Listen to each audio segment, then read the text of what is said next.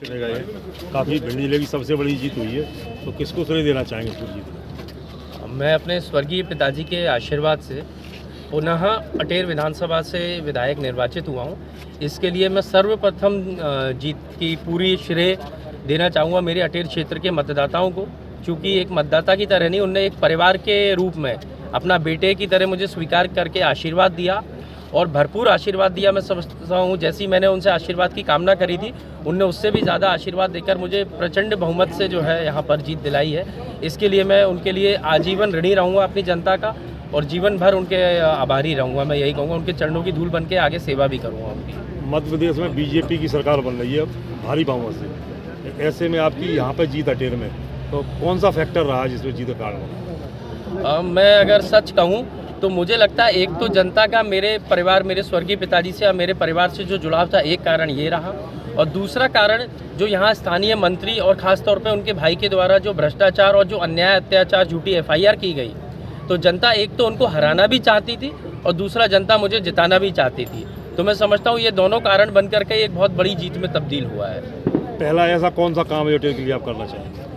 मैं तो बहुत सारे कार्य जो करना चाहूँगा। सबसे पहले तो मैं, क्योंकि सरकार मेरी नहीं है, इसलिए मैं अब जो सरकार है, जो भी मुख्यमंत्री भारतीय जनता पार्टी जिसको भी बनाते हैं, उनसे मांग करूंगा कि अटेर क्षेत्र में गौशालाओं का निर्माण सबसे पहले शुरू किया जाए और उसके बाद ओवरब्रिज पुल बनना, क्योंकि यहाँ पे अटेर से डूब प्रभावित कई सारे गांव रहते हैं। ऐसी बहुत सारी समस्याएं हैं, तो उन सब के लिए मैं मांग करूँगा। और एक कोई ऐसी समस्या नहीं है, लेकिन गौशालाओं से मैं शुरुआत करूँगा। उसमें गौ सेवा भी होगी और हमारे किसानों के लिए भी वो सबसे बड़ी समस्या है, तो उसका निराकरण भी होगा।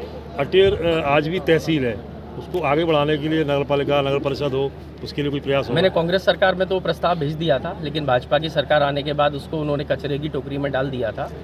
क्योंकि अब मैं विधायक बन गया हूं, तो मैं सदन में आवाज़ उठा सकता हूं इस बात पे। तो अब मैं सबसे पहली मांग इसको भी रखूंगा कि हमारे अटेर को विकास की गति में आगे बढ़ाते हुए अटेर ग्राम पंचायत को जो है तहसील में तब्दील किया जाए और वहाँ नगर पंचायत बना करके और अटेर को आगे विकास की गति का जो पहिया रुका हुआ था उसको और गति देने का कार्य किया जाए। अटेर में जो पुल निर्माण हो रहा है, जो उधर जा रहा है आगरा की ओर, तो उससे कनेक्टिविटी बढ़ेगी। तो कोई ऐसा भी है कि वहाँ पे जो कोई वो बढ़े, वहाँ पे गतिविधियाँ बढ़े? निश्चित ही जब पुल बन जाएगा तो वहाँ गतिविधियाँ बढ़ेंगी। रोड साइड जो है टूरिज़्म भी बढ़ेगा, होटल खुलेंगे, लोग अपने अलग ज़मीनों के रेट बढ़ेंगे, वहाँ पर किसानों को लाभ मिलेगा। तो ये सारी चीज़ तो होंगी, तो इसलिए जितना जल्दी निर्माण कार्य होगा उतना जल्दी यहाँ क्षेत्र के मतदाताओं को लाभ मिलेगा। अधिकारी ज़्यादातर भिंड रहते हैं अटेर के, तो कोई प्रयास भी करेंगे? जब मुख्यालय वहाँ पे जो है अटेर में, वहाँ पे अगर सही से उनको सख्त हिदायत दी जाएगी तो वो वहाँ पे रहना भी शुरू करेंगे अधिकारी। और दूसरी चीज़, जब वहाँ पर नगर पंचायत बन जाएगी तो एक नगर पंचायत के चलते मुझे लगता है और जल्दी विकास भी होगा और अधिकारियों को वहाँ रहने की सुख सुविधाएं भी प्राप्त होंगी। अभी आप गोहद जो प्रत्याशी थे उनसे बातचीत कर रहे थे, तो वहाँ पे क्या स्थिति है गोहद की? रिकाउंटिंग हो रही है? हाँ, मुझे अभी गोहद के जो प्रत्याशी हैं हमारे कांग्रेस के, उन्होंने मुझे अवगत करवाया है कि वहाँ पर कुछ गड़बड़ करने की जो है भारतीय जनता पार्टी की मंशा है, जिस पर मैंने उनको बोला है कि आप इसको सीधे कमलनाथ जी के संज्ञान में लाएं इस समस्या को। और मैंने भी संगठन को अवगत करवा दिया है और सीधे तौर पर इसमें कमलनाथ जी हस्तक्षेप करके जो न्याय संगत बात होगी उसका साथ देंगे। हम समझते हैं जो जनादेश है उसका पालन करना चाहिए, चाहे कोई भी पार्टी हो, कोई भी प्रत्याशी हो।